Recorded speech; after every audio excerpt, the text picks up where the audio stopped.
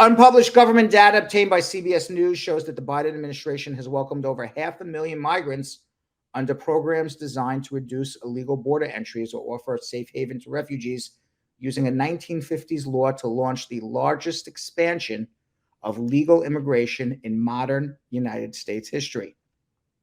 In less than 2 years, the Biden administration has allowed at least 541,000 immigrants to enter the United States through something called parole authority, which gives federal officials the power to authorize the entry of foreigners who lack visas, according to internal government statistics.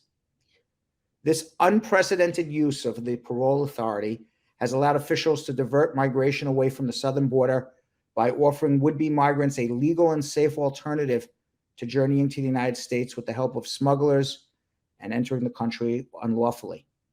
It has also given the Biden administration a faster way to resettle refugees as it attempts to rebuild a resettlement system gutted by Donald Trump. The data shows that Parole Authority has welcomed roughly 168,400 Latin Americans and Caribbean immigrants with U.S. sponsors, 141,200 Ukrainian refugees sponsored by Americans, 133,000 asylum seekers who waited for an appointment in Mexico, 77,000 Afghan evacuees, and an additional 22,000 Ukrainians processed at the U.S. southern border.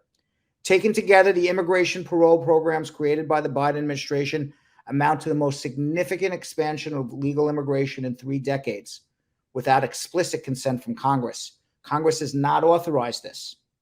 Congress has actually not authorized any expansion in immigration since 1990. Now, to come live and work in the United States legally, immigrants generally must have a visa or approved refugee status. But this law for parole, dating back to 1952, allows officials to use this parole authority to admit those who don't have visas if doing so furthers an urgent humanitarian cause or significant public benefit. While it does not make migrants eligible for permanent status or citizenship, parole gives them the ability to live and work in the U.S. legally, typically for 1 or 2 year increments that can be renewed. Doris Meisner, a top U.S. immigration official during the Reagan and Clinton administrations, said during the Cold War, Republican and Democratic administrations paroled hundreds of thousands of refugees fleeing communism in Cuba, Eastern Europe, and Southeast Asia. But Meisner said that the Biden administration's use of parole is historic. At this scale, in this time period, she says, it is unprecedented. The Biden administration's first large-scale use of parole occurred in the summer of 2021, when it invoked the law to resettle tens of thousands of Afghans after a massive airlift from Taliban-controlled Afghanistan. Then in early 2022, the administration used the parole authority to process thousands of Ukrainians who had flown to the U.S.-Mexico border in the early days of the Russian invasion of Ukraine. To discourage future Ukrainian arrivals along the southern border, a program known as Uniting for Ukraine was created to allow Ukrainians to fly directly to the United States to receive parole if they have American sponsors. In October 2022, the administration created another sponsorship-based parole program based on the Ukrainian model for Venezuelan migrants who are crossing the U.S.-Mexico border in record numbers. That program was expanded in January to include migrants from Cuba, Haiti, and Nicaragua, and to deter illegal border crossings by citizens of those crisis-stricken countries. That same month, the U.S. started allowing migrants in Mexico to use a mobile app known as CBP-1 to request an opportunity to enter the country at a legal port of entry. Those allowed into the United States under this process are generally paroled for 1 or 2 years and given a hearing in immigration court where they can request asylum.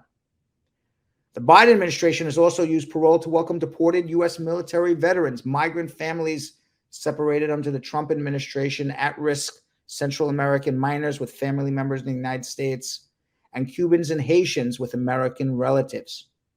We have seen this with 3 of our own guests who have come back to the United States under the Biden administration.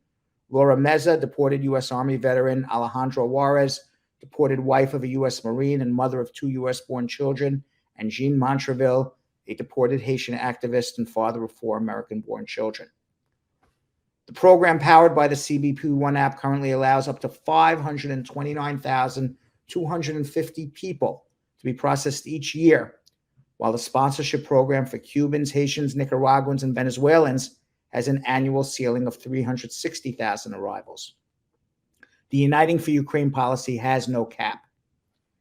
The Biden administration also implemented a program that will allow migrants from Colombia, El Salvador, Guatemala, and Honduras to enter the U.S. under the parole authority if the government has approved visa petitions filed by their U.S. citizen or resident relatives. Officials have credited the CBP-1 app and program for Cubans, Haitians, Nicaraguans, Venezuelans, as well as stricter asylum rules for a dramatic drop in illegal crossings along the southern border. In fact, according to government data, monthly illegal crossings dropped to the lowest level in 2 years in June, falling under 100,000 for the first time in that period.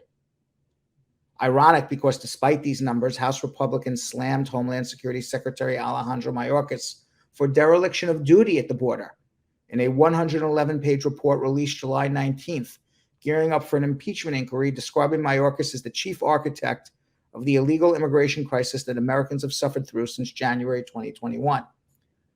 But the widespread use of parole has garnered strong criticism from Republican lawmakers and state officials as well. And these Republicans have accused the Biden administration of abusing the authority and circumventing the limits Congress placed on work and immigrant visas. Senior Department of Homeland Security officials said the administration use of parole is lawful because immigration officials still make individual determinations as to whether migrants should receive parole. And officials also note that over the same period when more than 500,000 people were paroled, the U.S. deported or expelled migrants over 3 million times. It seems like the Republicans want it both ways.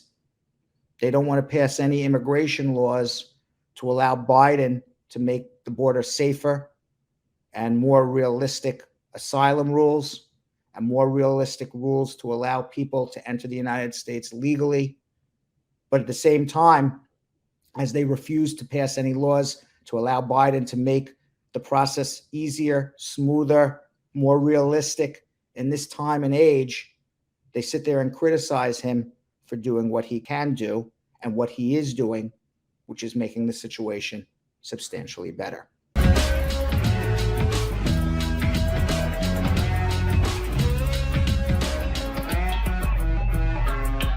Thanks for watching. For more Brad Show Live, like and subscribe to our YouTube channel.